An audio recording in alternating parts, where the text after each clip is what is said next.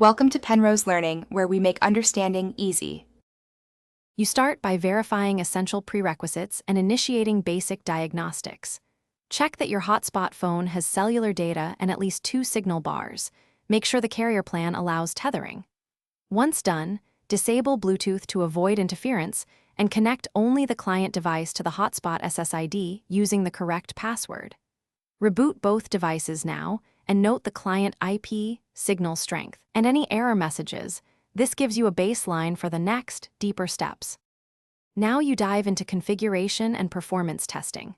On the phone, change the hotspot band, use 4 GHz for better range or 5 GHz for higher speed.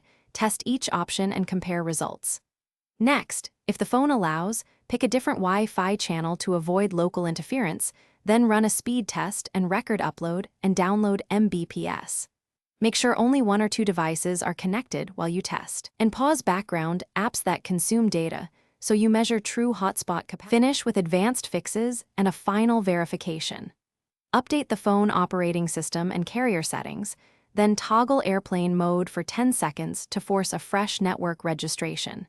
If problems persist, reset network settings and reconfigure the hotspot SSID and password before reconnecting clients.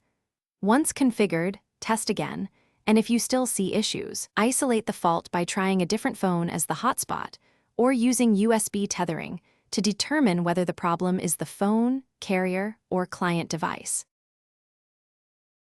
Thanks for watching. If this was helpful, leave a like and consider subscribing. See you next time.